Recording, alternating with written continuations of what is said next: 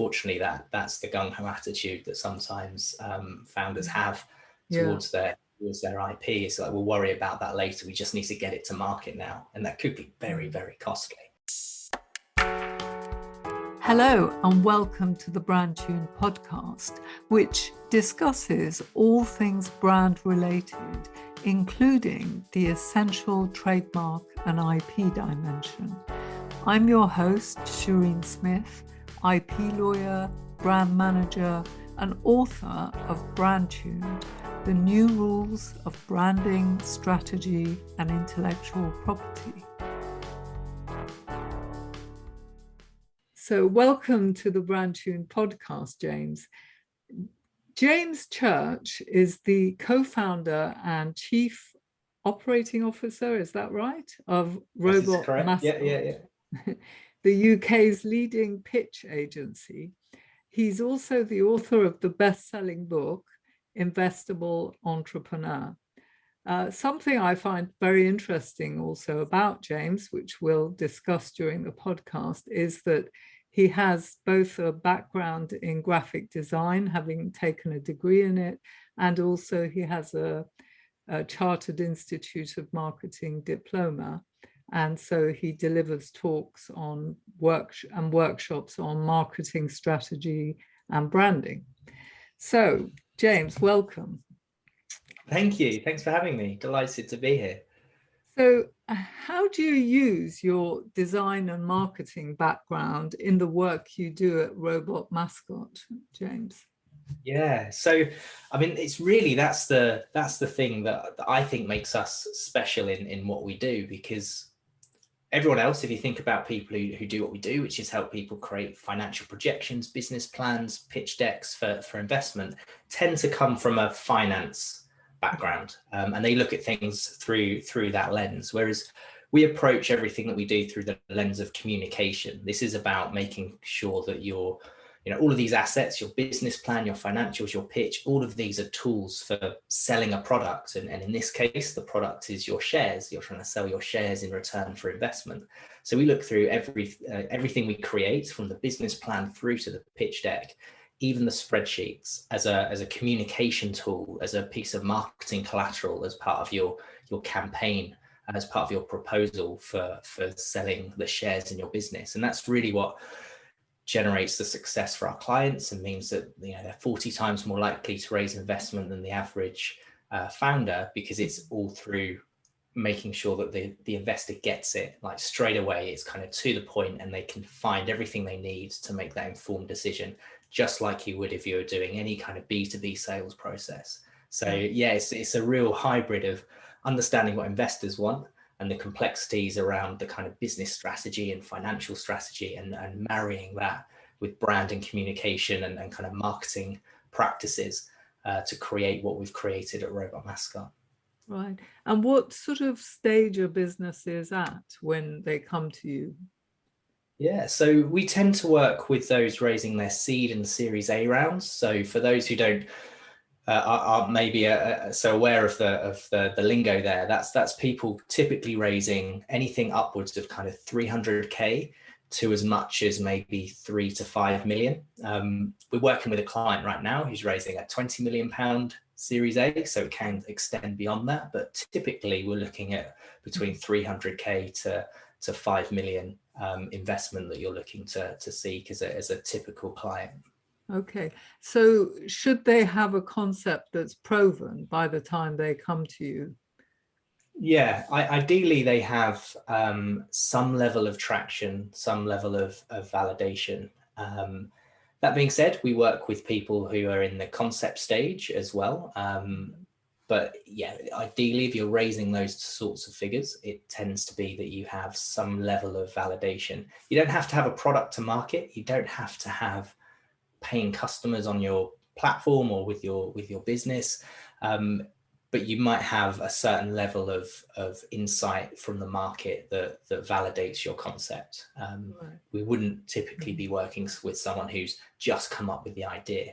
We actually have a separate kind of accelerator program we call the Pitch Ready Sprint for those people who are raising kind of less than 200k to kind of validate their concept. But our core services are for those who've kind of been through that. to a certain extent. Right. And who would you help with branding, for example? Yeah, so our branding services are something that we talk less about. We tend to that tends to come through referral and through our reputation, but we typically are working with kind of B2B enterprise tech businesses. So they tend to be slightly later stage. They tend to have raised a decent seed round of investment, and now they're looking to create a brand that people want to buy from, a brand people want to work for, a brand that ultimately people want to acquire. So they're really looking to level up their branding. That being said, we still have some clients who are in the earliest stages, but they know, they're a high end piece of technology, and they're selling this to a very small niche of clients, perhaps the top kind of FTSE 100 companies or something like that, and therefore they have to get it right first time, because they've got such a small pool of clients. If they get it wrong first time around, there's kind of no going back, and they instantly have that reputation in quite a closed niche. So we do work with people who are at that earlier stage to make sure that it's perfect from day one. But yeah, typically within that kind of B2B enterprise tech space is kind of where we focus. So haven't they already sorted out their branding if they've got traction and they're larger? I would have thought that they have less need of it at that stage. No, they tend to have what we call, like we'd refer to as a startup brand, something that's been cobbled together to get their first however many users, get their first kind of the MVP to market, to start testing the market. They maybe went on Upwork or Fiverr or got their mate to design their logo, and they've kind of, it's slowly evolved, and what they're really looking for is someone to bring it all together and look at the brand as a whole from kind of a positioning perspective in the market, looking at the proposition, the language, the visual, maybe a logo redesign or a development of what they've got to kind of push it forward a little bit, something that just ties the whole kind of wider brand ethos together, really. Yeah. I've recently written a book on branding and was quite surprised to find that designers and marketers receive no training at all in intellectual property, which is so fundamental, not just to brand names, but to all the identifiers you might choose. Did you receive any training in intellectual property during your studies? How was that for you? Yeah, not officially. There was no mention of it on the course itself. However, I do remember going to an additional lecture that was kind of put on by my university, that was kind of optional and part of some kind of special week of events they were doing, and there happened to be someone there who was talking about IP in branding for about an hour, and it was something to do with Kodak and the value of their IP and some kind of infringement with Sony. I can't quite remember the full story, but that was my only exposure to the idea of protecting brands and IP more generally within kind of what you're creating, not just brands, but products as well. So yeah, not really. It's not really something that anyone talks about. It's all about the creativity and the idea, and not at all about protecting it. I was just kind of lucky to come across that. Yeah. And early enough to attend the extra lectures, I suppose. So do you ever choose names for any of your clients, and how do you go about doing that? We don't tend to get involved too much in naming. As I say, most of our clients have already got that, and they're pretty comfortable with the name that they've selected, because they're looking to tie everything together rather than create something from scratch. And the clients that do come to us for the sort of creating things from scratch tend to already have an idea on their name. What we typically do is suggest to them that they get that checked out by an IP lawyer before they start engaging us to go and create a load of assets around that name, which they may not be able to protect in the future. Now, some of our clients do follow that advice, and others just go, oh, it's fine, we just need to get this brand out, we can't waste time with lawyers, and just crack on, and how disastrous that could end up being. But unfortunately, that's the gung-ho attitude that sometimes founders have towards their IP. It's like, we'll worry about that later. We just need to get it to market now. And that could be very, very costly in the long run. And what about investors? How much do they understand about IP and what interest do they take in it? Yeah, so from my perspective, I think the investors, or my experience, the investors are looking, when they care about IP, I think it tends to be more around defensibility of the product that's being developed, the systems, the technology that's being produced. I don't know if they worry so much about brand, although we often in the business plans we create will talk about what's been registered in terms of a trademark and that kind of thing, because we think it's obviously that's important. But when I think investors care for it enough to know like that's been protected, great. I don't think it would stop a deal going forward on the brand specific bit. They're more worried about the defensibility of the product and the technology, because that's the thing that really they see is the, you know, you could rebrand if you needed to. It may be expensive, but you could do that at a Series A, Series B stage if you had to. What we really care about at the very earliest stage of the seed and Series A rounds is the defensibility of the product more than anything else, I would say. But yeah, we always make sure that we explore with our clients what IP they have around their product, but also their brand, because I fundamentally believe that that is a extremely valuable asset in the business when it comes to the exit.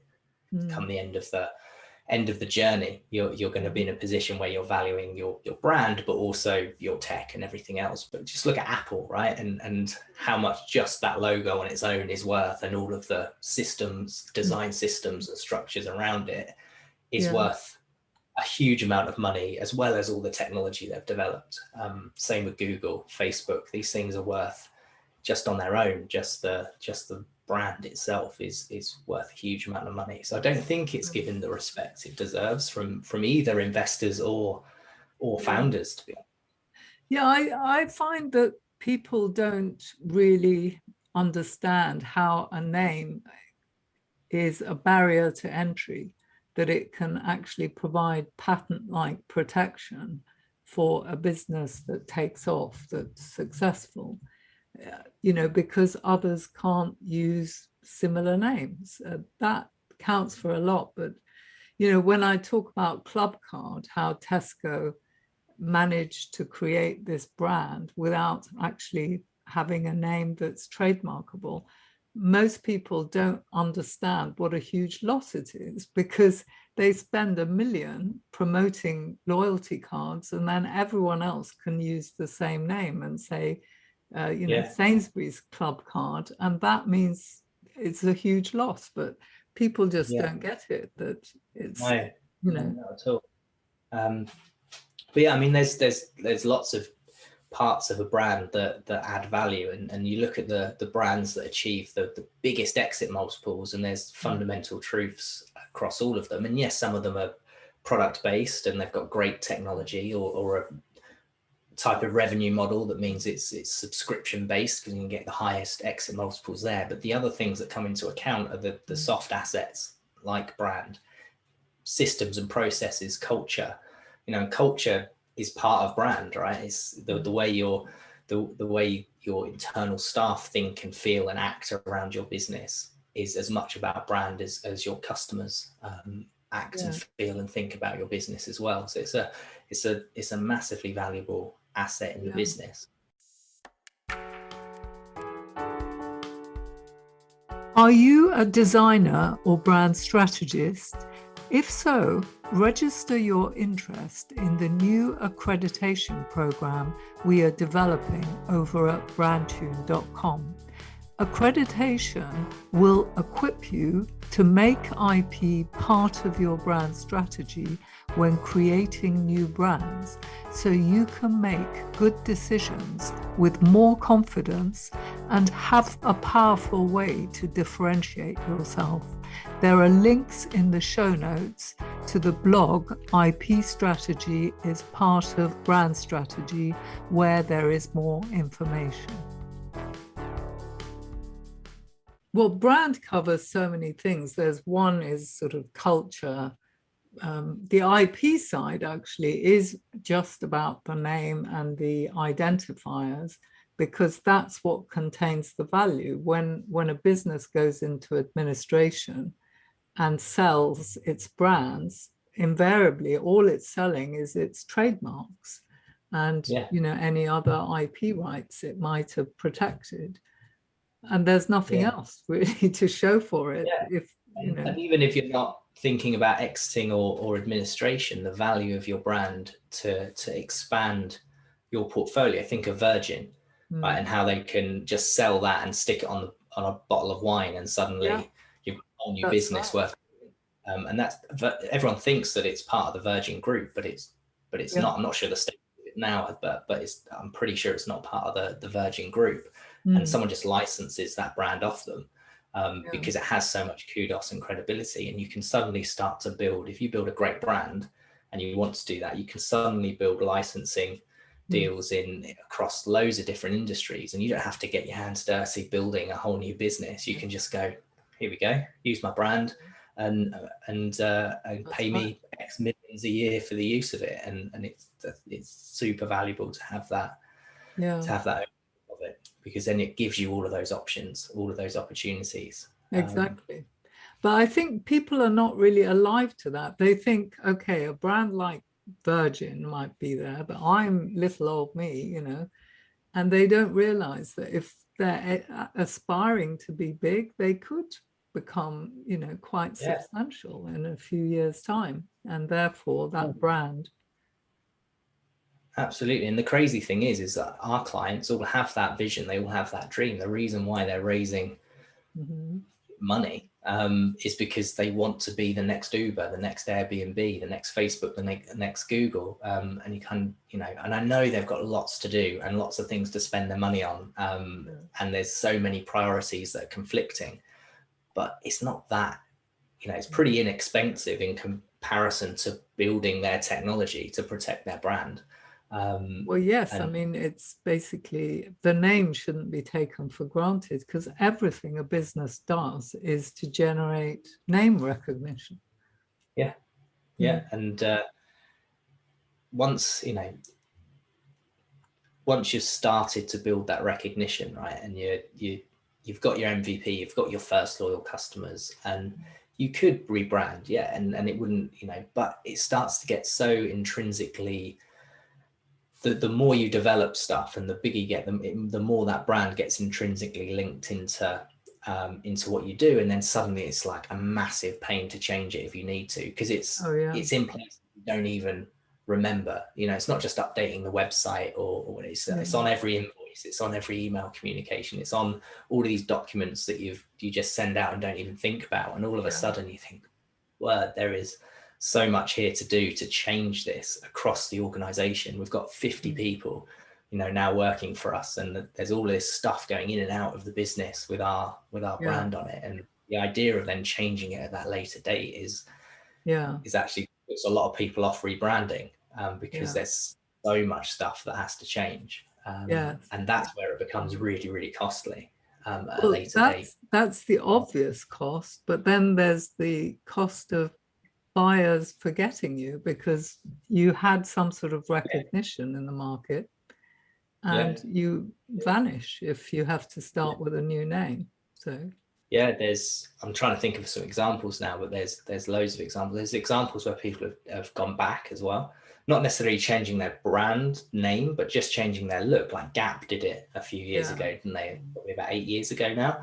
They didn't change their name, they just changed to a whole new look, and the market hated it, and they'd spent all of this money on rebranding. They updated all of their storefronts and everything, and then the market didn't like it and they had to change it back again.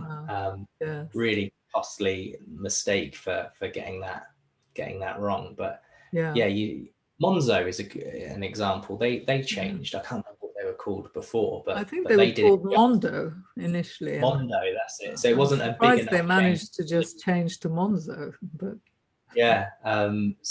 but they did it early enough in their journey that they kind of got away with it, because they were just then starting to hit that scale up phase. And I think that's why a lot of clients come to us at that kind of Series A. We're now looking to align everything and get everything done properly, because we've got our first early adopters. Maybe we've got a few hundred or a few thousand users. We don't want to carry on with a brand that may not be fit for purpose for the next 5 years, as we're starting to now really get traction. We've just raised 3 million quid. We're now pushing on to get 1 million customers. The thought of having to do the brand thing then is terrifying. Let's make sure we get everything, our ducks in a row now, so then we can push on and don't have to worry about that for the next 5 years as we build that reputation in the wider market and start to scale. And I think that's why what we do comes at that point, because you can kind of blag it for the first little bit when you're just doing feasibility studies and getting it off the ground. But once you raise that kind of 2, 3, 4 million pound round to really go and ramp this up and get your sort of million users, or get yourself to 1 million revenue or more, that's when it starts to get really serious. And it's no longer just a feasibility study. This is a business that's scaling now and is going to be huge if we play our cards right. Well, I think in anything you have to build on solid foundations.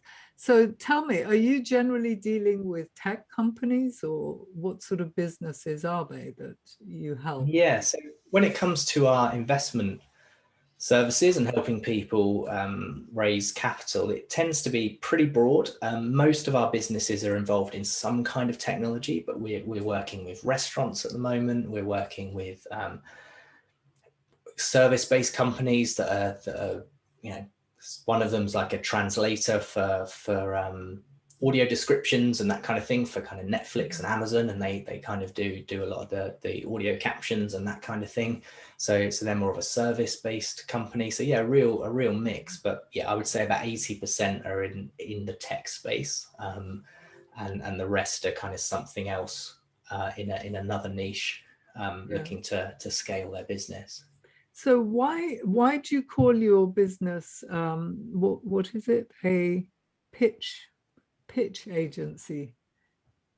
So that's our niche. We're recognized to pitch, or we're recognized as the UK's leading pitch agency because we're best known for creating pitch decks that convince investors.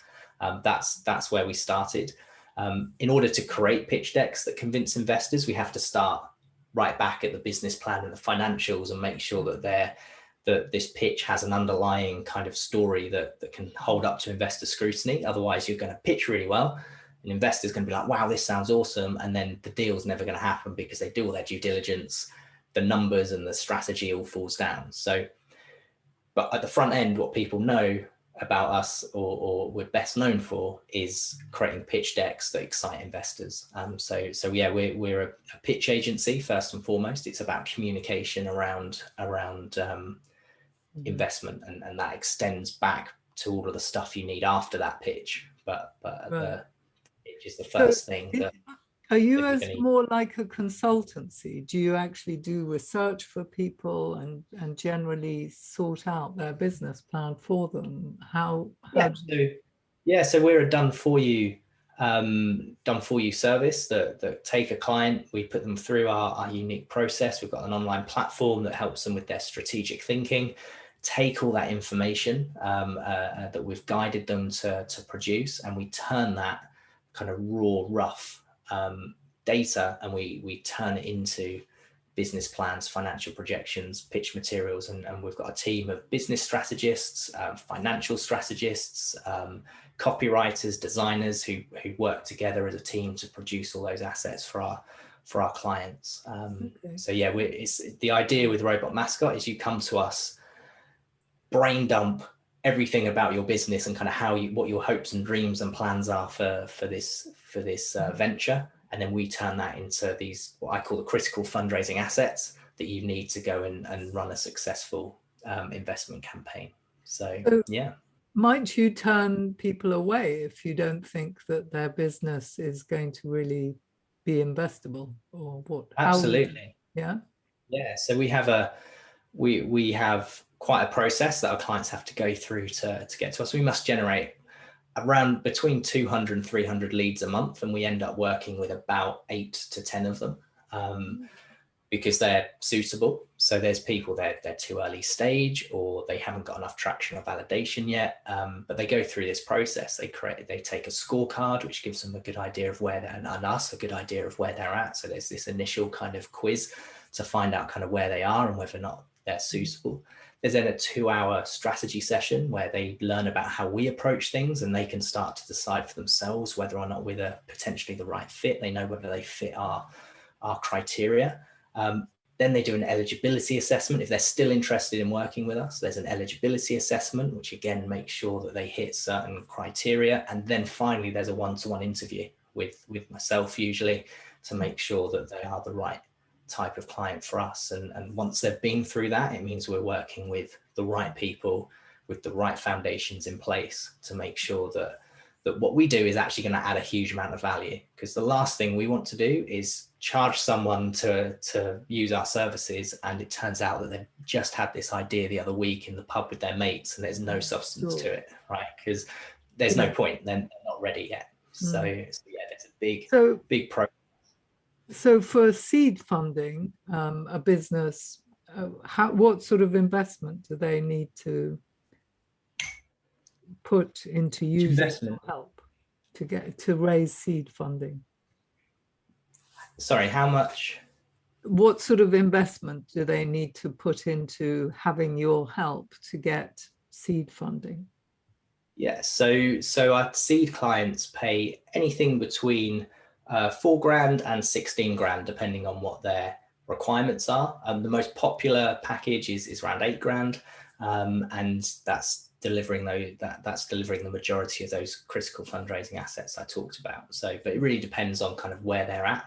But yeah, that's the typical range for seed clients. And how do you have people that you feel this is going to be an ideal investment for you?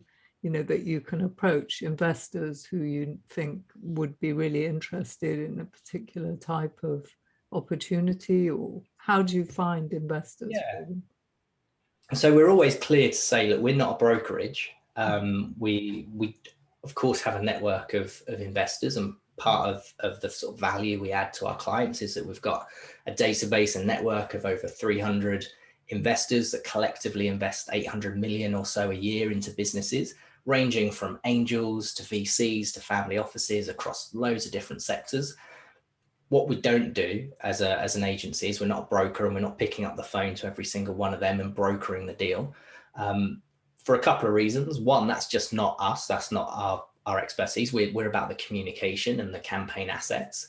And secondly, really at a seed stage, you should be, as a founder, out there talking to the investors yourself. It's not until you get to that kind of VC investment where you're raising 3 million or more that brokerage really works as a model. And anyone who's trying to offer seed stage brokering services, in my experience, ends up kind of going, there's a big gap in the market. No one's offering brokering services for seed clients. And within 6 months, you go and try and send a client their way, and they say, oh no, I'm not doing seed anymore. I'm only doing venture deals of 3 million or more, because they soon realize it's exactly the same amount of work, but 1% of 3 million is much more than 1% of 300K, and it's exactly the same amount of work. So it's very difficult to find a profitable way as a business to operate a brokerage for seed. So we don't do it for that reason. And we'd much rather give advice, support, campaign assets to help a founder effectively approach angel investors themselves, approach angel groups, give lists of funds and angel groups that they could approach. Oh, you give them lists and then prepare.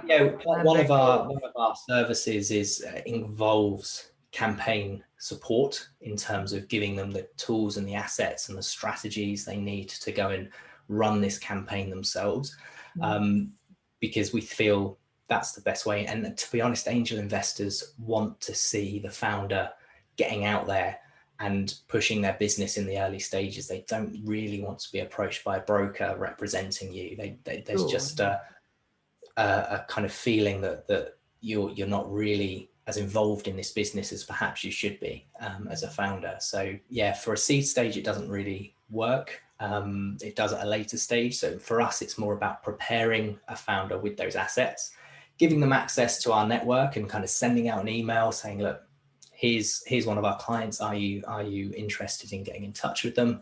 Doing some promotion to our network on LinkedIn and giving them the campaign tools and assets and knowledge they need to go and meet investors.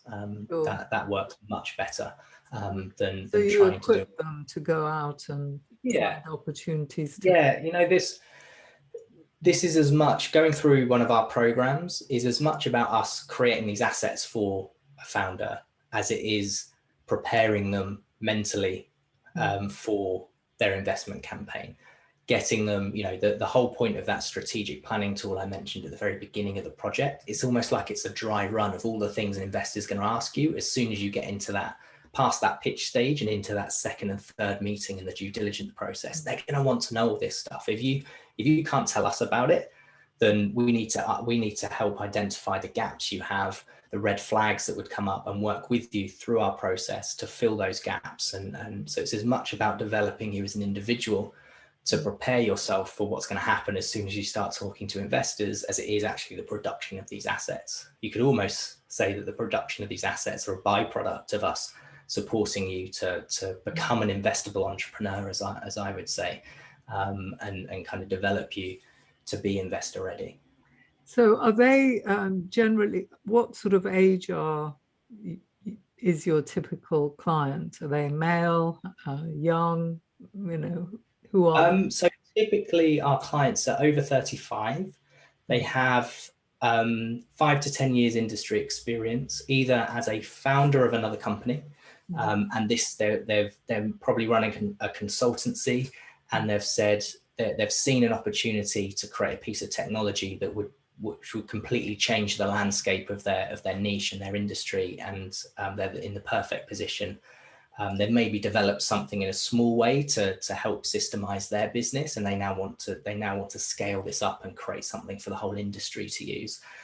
And they're sort of pivoting out, or they've got kind of 5 to 10 years experience at a kind of top level position in a corporate, spotted an opportunity in that kind of enterprise space to really change the game, and they've quit that job and they've started this startup to follow that kind of passion, that dream of creating something themselves in an area that they know really, really well. So that's fairly a typical kind of client of ours. Are they male or female? Yeah, there's probably more males than females, but I'd say about 60-40. We end up working with quite a lot of female entrepreneurs through this process. So, right. Well, yeah. I read somewhere that 90% of new products fail mainly because they're not properly researched and the market need isn't properly understood, and people just launch into creating something. How do you help people to ensure they're not one of the 90% that will fail? Yeah. So part of our process is identifying that. We tend to work with people who have already got a certain level of validation. And if they're raising at the smaller end of what we cater for, then perhaps it's normally they've got a certain level of validation. This is to build their proof of concept or their MVP to go and get more validation. And they know the risks, the investors know the risks at that level. If they're earlier than that, and it is very much in the concept stage, I'd be suggesting that they go on our pitch ready sprint, because there's a whole part of the pre-work module that is like the first week of that program, and there's a whole bit about how to validate your ideas, the 4 different areas for validation, different tactics and approach you would use to validate your idea sufficiently so that you can raise up to 200K to build your first kind of proof of concept and start to validate that even further. So it's all about stepping stones. A lot of founders, in my experience, who haven't been in this world, will kind of see these big numbers thrown around of so-and-so's just raised 10 million for their business. And they kind of think, I've got a great idea, I can raise 10 million for that as well. And you're much better off saying, I need 50 to 80K to build a proof of concept so I can go and test this on 1,000 people. And then we can take that information and we can decide what's working, what isn't working. And then we can go and raise 200K to do the next version of the product and get to maybe 10,000 users or whatever, then go and raise 1 million, then go and raise 5 million, then go and raise 20 million, rather than just try and do it all in one go. So the initial stages, it's kind of baby steps, under 150, 200K to begin with, then around about 500K to 1 million. And then about 2 to 5 million after that is fairly typical. That changes massively for different sectors. We just had a client in the fintech space, the financial technology space, who closed their what's known as a pre-seed round that would typically be around 200K or less. They just closed their round for 750K with no product, just research, desk research, validation, primary research, and surveys, a sort of a very basic prototype that was like a clickable design. No more than that, because it's such a hot space, and they've got a great team with great experience, and they managed to attract, with the assets we created for them, some of the top European VCs to come and invest in a deal that's quite unusual for them. They'd normally be looking at something a bit later stage, and they got a huge amount of money for the level of stage they're at, because that sector's so hot, because they had all the assets in place, and the investors could see how awesome the opportunity was. So there's always exceptions that break the rules. Cool. So is this your only business? Aren't you tempted sometimes to create, a product or something and raise investment, given how much you know about it? Yeah. I mean, it's definitely probably in my future. I'm just loving doing this right now. I've got a young family, a 3-year-old and a 5-month-old. So my time is precious, and I don't want to miss them growing up because I'm off trying to create a global empire. So I'm loving doing this. I'm loving scaling Robot Mascot. I love working with really awesome founders, getting all of this experience from them as well. And yeah, I think probably when the kids are a bit older and a bit more independent, there's probably a part of me that would love to go and do that with the right idea, the right founding team. So yeah, I think Robot Mascot is a stepping stone in my career, I'm sure.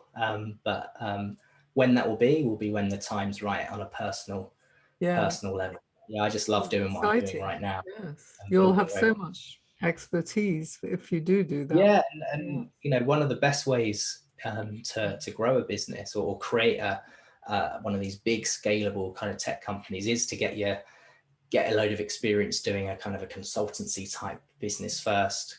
You learn so much. The first 3-4 years of Robot Mascot were pretty much disastrous. There's nothing really happening, and you're kind of constantly kind of battling. But all of that experience means that we can launch new products within months, and they're a success. And we've got that experience now that we wouldn't have had if we tried to do that with someone else's money, and would have completely wasted their money and would have been one of those failures on the list. So sometimes it's better that's part of the reason why the founders that we work with tend to be 35 or over. They've got quite a lot of life experience behind them, which gives them a better perspective on things as well. So what happened to help you to succeed at Robot Mascot? You say it was difficult in the first few years. What changed? We brought on board an awesome advisor, a guy that you know very well called Daniel Priestley. Oh, really?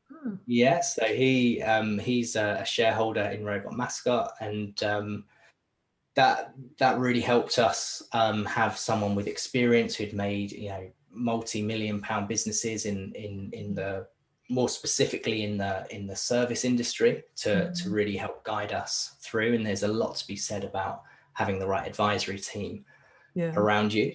So those sorts of things absolutely helped. The other thing was niching, being comfortable to niche, and that can be really scary when you first start a business. We started off as this kind of generic branding agency. We did some TV campaigns, TV ads. We'd done radio ads. We did brochures and logos, and we were just like, we can do that stuff because we can. But it was just kind of, there was no real focus. And once we realized, about 2-3 years in, we had some advisors who were also angel investors. We had some clients that was startups that we did their branding for, and they were starting to say, can you help us with our pitch? So we did their pitch for them. Our advisors, who are angel investors, were like, wow, this is amazing. If you could package that somehow and turn it into a service that you offer for every founder, because compared to what we get sent in our inbox every day, your stuff is just exactly what we need. That's what we're looking for. So it kind of gave us this idea that there was something there was a massive problem to be solved. So I spent 12 to 18 months really researching that, took myself out of the branding business. Nick, my co-founder, focused on the branding stuff, and I went and researched and really got to understand the investment side of things. Nick had attended a few tech events to explore it as well, and spotted the opportunity himself as well, and sort of came back to me excitedly going, there really is something here, James, we should do this. So I went off and did the research, ended up with the book, and kind of really niching the business into this kind of specialist communications agency to help founders communicate their ideas to investors. And that niching has just given us, it attracted people like Daniel Priestley to come and mentor us, and it really helped us kind of push on. So yeah, that's probably been the secret, is to not be afraid to niche and become the expert in one small thing, which actually turns out to be one big thing. Once you get it right, there's more people out there to help than we could possibly manage. So yeah, that was the secret.